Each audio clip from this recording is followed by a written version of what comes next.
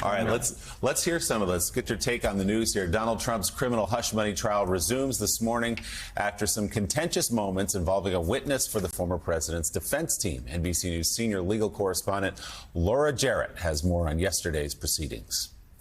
Former President Trump's defense team launching a fiery start to its case, taking direct aim at the credibility of star prosecution witness Michael Cohen, calling Robert Costello, a former federal prosecutor and attorney for Rudy Giuliani, who advised Cohen before a falling out. Costello describing Cohen as, quote, manic at a 2018 meeting after Cohen's home and office were raided by the FBI. While Cohen is now implicating Mr. Trump in an alleged crime, Costello testifying Cohen told him back then, "I swear to God, Bob, I don't have anything on Donald Trump," directly refuting Cohen's testimony that Mr. Trump directed him to pay off Stormy Daniels before the 2016 election. Quote, Michael Cohen said numerous times that President Trump knew nothing about those payments and that he did this on his own, Costello testifying. The judge repeatedly sustaining prosecution objections, leading to a heated scolding of Costello after he audibly muttered, quote, ridiculous and geez. The judge at one point saying, "Are you staring me down?" and clearing the courtroom. All of it after Cohen earlier revealed he stole tens of thousands of dollars from his former client. Cohen, who once said he would take a bullet for Mr. Trump, admitting he duped his old boss into reimbursing him more money than he was owed.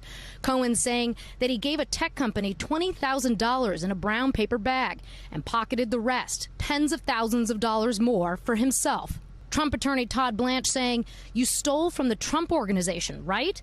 Cohen answering, "Yes, sir." Later, when questioned by the prosecutor, Cohen saying he stole the money because he had not received a large enough bonus. Quote, "I just felt it was almost like self-help," Cohen said. The defense also suggesting Cohen has profited in other ways off his association with the former president, pointing to the fact that he raked in over $4 million in consulting agreements while also serving as Mr. Trump's personal attorney. And the defense says Cohen is now cashing in as a top Trump critic, too, making over $3 million on 2 books, while Cohen testified he's considering a potential TV show and a 3rd book.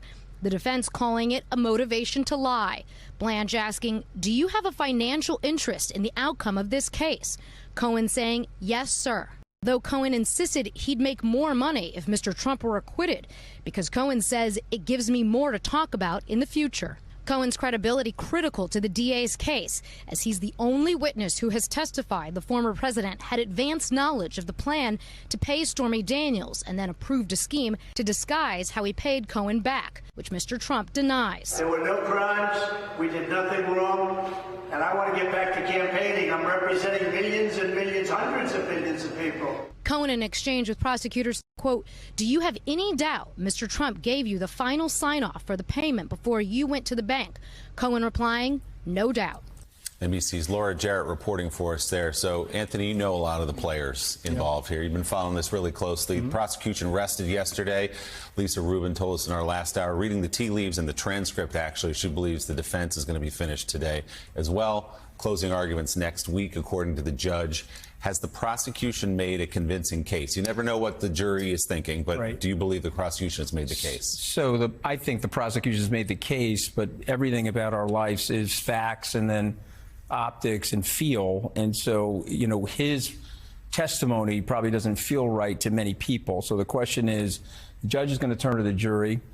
Criminal procedure in our country is, here are the facts of the case. Do you believe the facts of the case? And does that tip over into beyond a reasonable doubt? If you read the transcript, Michael Cohen has done that. Moreover, Michael Cohen, it reflected badly on him that he's a liar and a thief, all the things they put in the New York Post, but he told the truth on that stand. And I think there's evidence of that just by the fact of the way he told the truth about himself doing very dishonest things. And so optics and feel, are there 12 people that are going to take the criminal procedure of the United States seriously and cross over to beyond a reasonable doubt? That's the issue. Anthony, you were telling us on the podcast last week that you visited Michael Cohen when he was in prison. The prosecution, the defense has tried to make it very clear, listen, this guy was a liar all the time. He was a liar then and he's lying now. Right. From your relationship with Michael, what makes you so clear that even though he lied in the past, he's not lying when he's taking the stand now? he's damning himself, Gaddy. Ultimately, when he's did you steal from Donald Trump? Yes. Did you put the money in a paper bag? Yes. And so, in other words, like, there's no room to escape. He's in the corner. He's under oath. He's already gone to jail for perjury. Is he going to re-perjure himself in arguably the most important things he's going to say in his life up until this point, which is in that case? And so for those reasons, I believe him. Has he done bad things in the past? Yes. Has he lied in the past? Yes. But is he lying right now? And I think that's what the prosecutor has to get in front of the jury. But no, listen, I mean, but come on. Trump is a bad guy. And what ends up happening to people like Michael, and I said this, I think the last time I was here, don't be anybody's groupie. Because once you're somebody's groupie, you start to mold yourself into what they want you to do. Michael did that. He has to reform for that, and he has to pay the price for it. And I think he is paying the price for it. So, Anthony, look at the cover of the New York Post. I think he's paying the price for it. You get around, both upstairs and downstairs, many friends in different areas of life, different in and out of the White House. Days of making a living. Quickly. Ordinary people, important right. people.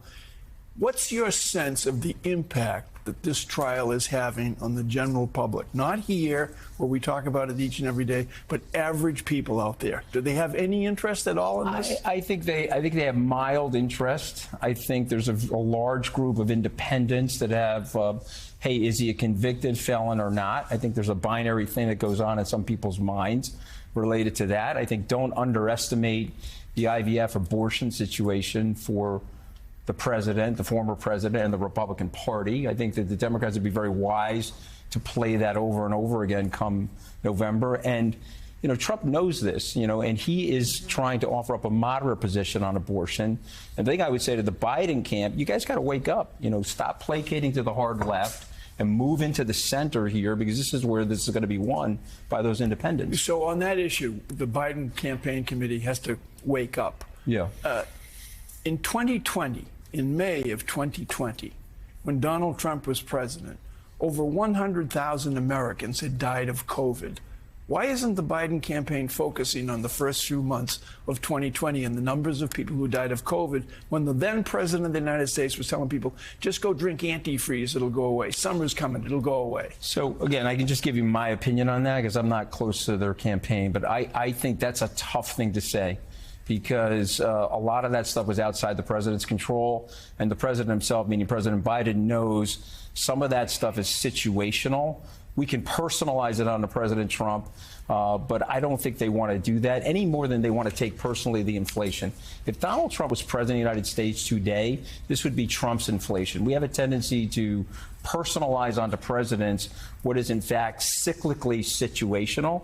And I don't think Mr. Trump, Mr. Biden, you pick the president. You know, look, were things mishandled? Certainly. But that was a really tough period of time in the United States. I don't think they want to go there. Anthony, I would say he did lie to the American people about the existence of COVID for quite some time. And if you listen to the tapes that Bob Woodward took, well, that's different. People died. Talk about, we'll talk about the lies. You know, he's been in the courts, Mika. They say that he's a rapist. You have 12 people in a civil court, not a criminal court, that said that he is a rapist. I would be talking about things like that. The lying. He's been defined as a rapist by a civil jury. Those are the things I'd be bringing up over and over again. I think the deaths, are something that I think they're probably trying to be careful of. The lying, no question. The other facts about him, no question. Pound him every day on those facts.